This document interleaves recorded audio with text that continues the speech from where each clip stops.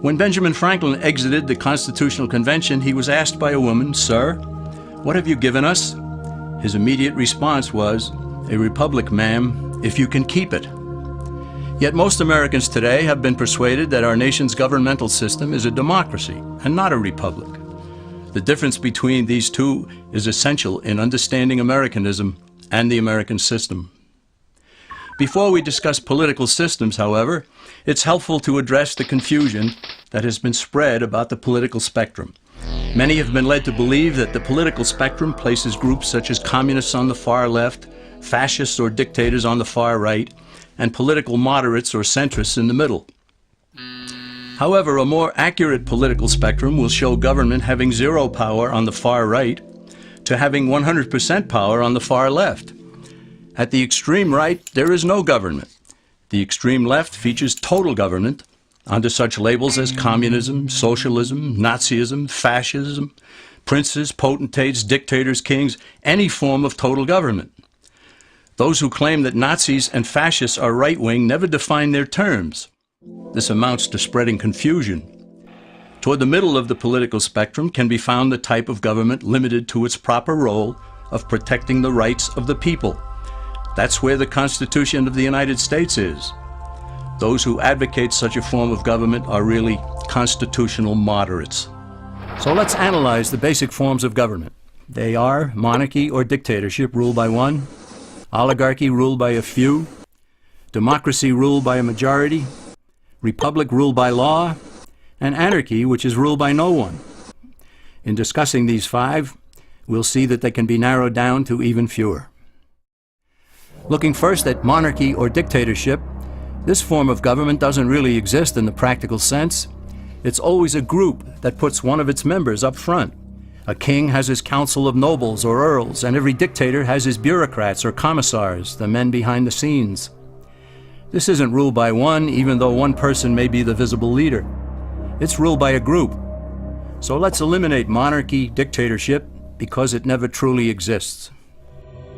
Oligarchy, which is ruled by a group, is the most common form of government in all history. And it is the most common form of government today. Most of the nations of the world are ruled by a powerful few, and therefore oligarchy remains. At the other end, we find anarchy, which means without government. Some people have looked over history and found that many of its worst crimes were committed by governments, so they decided that having no government might be a good idea. But this is a mistake, because as the ancient Greeks stated, without law there can be no freedom.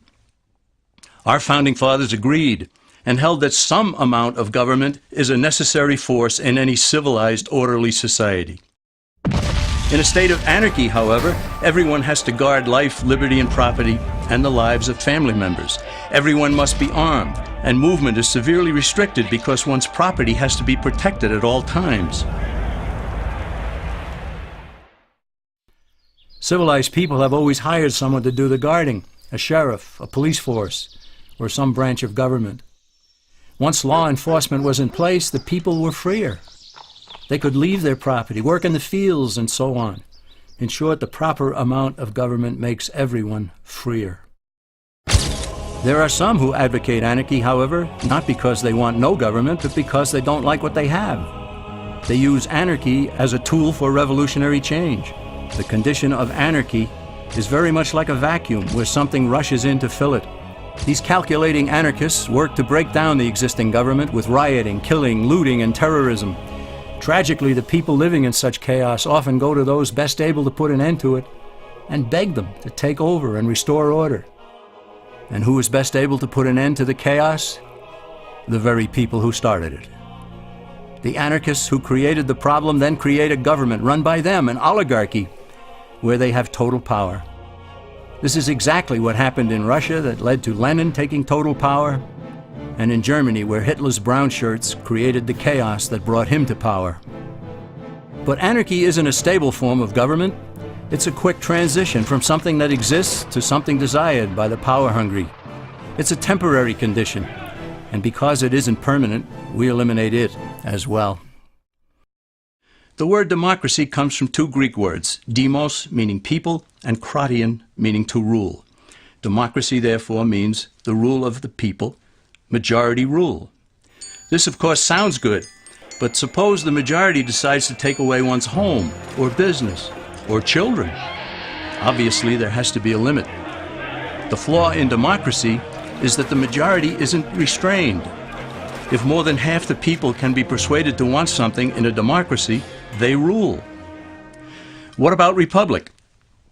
Well, that comes from the Latin, res meaning thing, and publica meaning public. It means the public thing, the law. A true republic is one where the government is limited by law, leaving the people alone. America's founders had a clean slate to write on. They could have set up an oligarchy. In fact, there were some who wanted George Washington to be their king. But the founding fathers knew history, and they chose to give us the rule of law in a republic, not the rule of a majority in a democracy. Why? Let's demonstrate the difference in the setting of the Old West. Consider a lynch mob in a democracy. 35 horseback riders chase one lone gunman. They catch him, and they vote 35-1 to hang him. Democracy has triumphed, and there's one less gunman to contend with.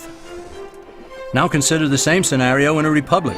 The 35 horseback riders catch the gunman and vote 35-1 to hang him, but the sheriff arrives, and he says, "You can't kill him.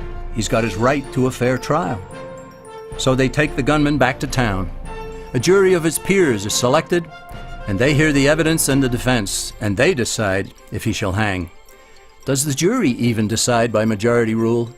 No, it has to be unanimous or he goes free. The rights of the government aren't subject to majority rule, but to the law. This is the essence of a republic.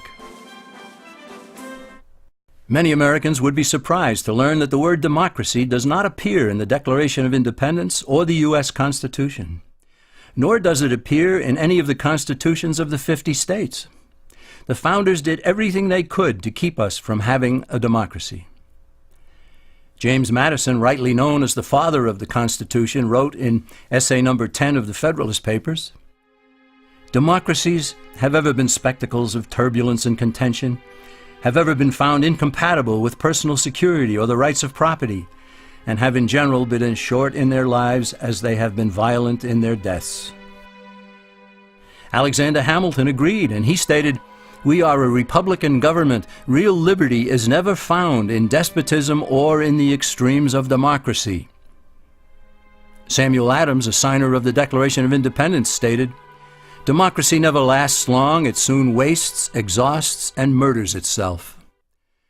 The founders had good reason to look upon democracy with contempt, because they knew that the democracies in the early Greek city-states produced some of the wildest excesses of government imaginable. In every case, they ended up with mob rule, then anarchy, and finally tyranny under an oligarchy. During that period in Greece, there was a man named Solon who urged creation of a fixed body of law not subject to majority whims.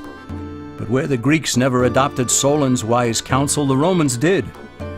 Based on what they knew of Solon's laws, they created the 12 tables of the Roman law and, in effect, built a republic that limited government power and left the people alone.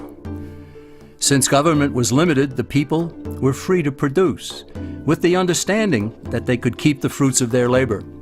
In time, Rome became wealthy and the envy of the world. In the midst of plenty, however, the Roman people forgot what freedom entailed. They forgot that the essence of freedom is the proper limitation of government. When government power grows, people freedom recedes. Once the Romans dropped their guard, power-seeking politicians began to exceed the powers granted them in the Roman Constitution. Some learned that they could elect politicians who would use government power to take property from some and give it to others. Agriculture subsidies were introduced, followed by housing and welfare programs. Inevitably, taxes rose and controls over the private sector were imposed. Soon, a number of Rome's producers could no longer make ends meet, and they went on the dole. Productivity declined, shortages developed, and mobs began roaming the streets, demanding bread and circuses from the government. Many were induced to trade freedom for security. Eventually, the whole system came crashing down. They went from a republic to a democracy, and ended up with an oligarchy under a progression of the Caesars.